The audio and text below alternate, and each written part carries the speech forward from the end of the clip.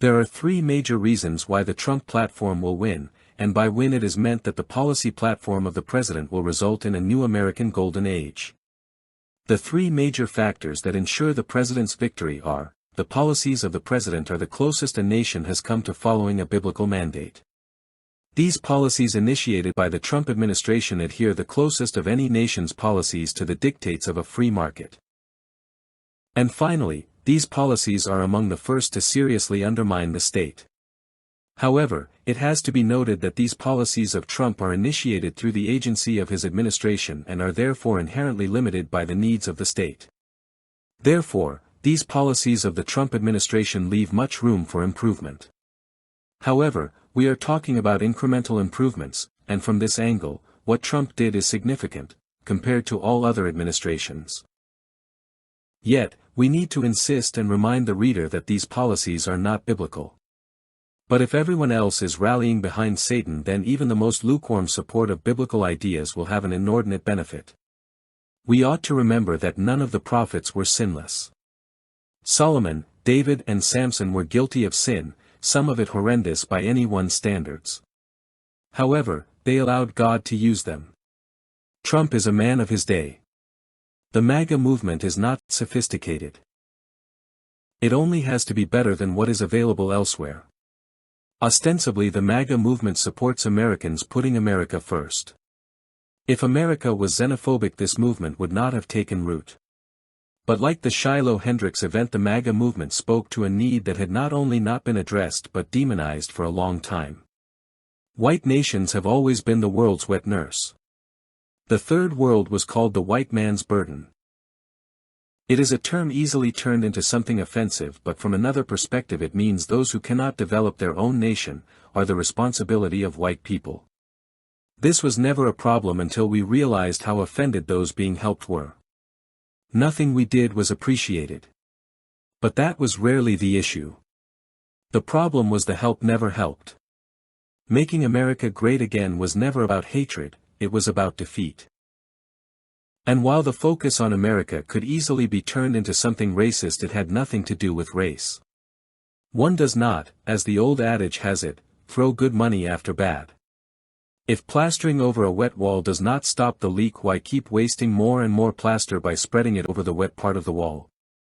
This is the logical justification for the movement, but it is not the only reason why MAGA resonates with so many people. We are tired of giving to a lost cause and being hated for our pains, but the reality is the effort is making things worse. If someone lacks the necessities of life and we pay for them, we have not solved the problem, we have made the situation worse. Unfortunately, we look at the symptoms and not at the real problem. A person unable to purchase the necessities of life is not suffering from a lack of money. Poor people lack value. Giving the poor money ascribes to them artificial value. This is the claim that all lives have value, while aborting millions of unborn. Saying all lives have value justifies the preferential treatment of some to bring them up to some imaginary level of worth. It also justifies the elimination of meritocracy. When people have rights and equal value, we start judging them on the color of their skin and a dozen other features instead of on the content of their character. If a person does not have a right to a job or position, then the only way he or she can acquire a job or position is on the strength of their character. To be woke means to bypass the usual criteria. This could get complicated, but if we push past all of the incidentals and get to the root, what we find is a complex and self-serving justification for why some ought to get what they did not earn. In other words, it is another play by parasites to obtain a free ride. If people were equal, we would not require equal rights legislation. Equal rights are only for the disabled, regardless of the type of disability. The reality is, if we were equal, the state would not exist. The state is a tool for the protection of the unhealthy and the less than able.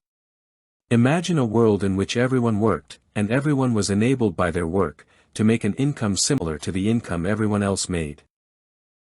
Now imagine everyone was willing to live within their means, because this is what everyone else did. What would government do in such a situation? There would be no less than able to care for, no criminals to catch and care for and treat, and through this, enable. If one person could pay for health care and housing, all persons would be able to. What would be the need for insurance or government assistance? The government creates a need for government services, and this is all that the state can do. If someone needed a cookie, the state could not provide it without stealing the cookie from someone else. Whatever the level of need is, in a community, those who produce the wealth have their wealth diminished by the need plus the cost of the state that does the transfer. This is why the working person is generally left with only half of his actual income. The rest goes to the state and to its programs and those who are dependent on these programs. This is money that cannot be invested or put towards a higher standard of living, which would also create economic progress. But to really understand what Trump is doing and what the Bible points us towards, we have to look at faith in a more logical and comprehensive way. To do this, it is important to run a few mental experiments. To begin, think of what a world without faith looks like. The easiest way to describe it would be to imagine only one rule in force, and that rule is the law of the jungle. In human terms, the law of the jungle is encapsulated in the dual doctrine of power, which states, might makes right and the end justifies the means. A simple way of understanding this doctrine is to see it as meaning that if you can do it, you are justified in doing it. The power to do is the power to legitimize your actions. This is actually the standard governments operate on. They create law to consolidate their gains. Setting legal precedents are like gaining political territory. War is politics by other means. In the final analysis, power is about gaining property because control over property is control over people. If you own the land, the buildings and equipment, one has essentially gained power over the people dependent on these things. The concept of the law of the jungle encompasses all power plays. This brings home a fundamental truth: one either pays for what one gets through one's own work, or one robs someone else who has worked for what they got. There is no other possibility. One is a worker or a robber. There are parasites and positives. The Bible is a textbook. Reality is an experiment, and humanity is two races in a genocidal conflict. The two races are liberals and conservatives, or left and right. The one is positive, the other negative. The policies of Trump are biblical because they have a positive slant. They do express identity politics because they side with and promote the positive side of the war. As suggested, the positive conservative perspective is anti-parasitic.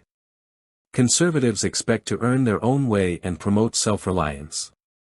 They also promote small government. However, the fact that Republicans still see the need for government indicates how far left they still are. One does not win a war by reducing the number of invaders. Victory is either/or. Either you have won the war, or you are still engaged in a conflict. Trump will succeed for the same reason why good always defeats evil.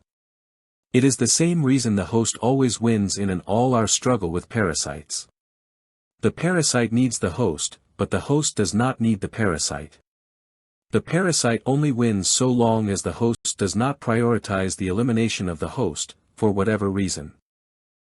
The host can always make it a priority to eradicate the parasite. The parasite can never make the eradication of its host a priority. The parasitic left needs the West, whites, and Western enterprise because without this source of wealth it has nothing to survive on. Trump is taking an axe to parasitic strongholds with devastating results, and some collateral damage is being inflicted. But this harm is marginal compared to the harm being eliminated. In a war some die and many are injured. It is a cost of war, but the war did not start with Trump, and it would not have ended had Trump not been elected. The left was going in for the kill. We ought not lose sight of how long this war has waged and how much was lost in the interim. War is not pleasant, and much harm will be experienced, but more and more wealth will be returned to those who produce it. Unfortunately, not enough, for there are still parasites taking wealth from its producers. But the right has been strengthened. Money has flowed to its legitimate originators. There is still much to do to make America biblical again, MABA, but it can be done. The ground clearing has begun. We need to lay the foundation and begin to build for a better, more biblical life.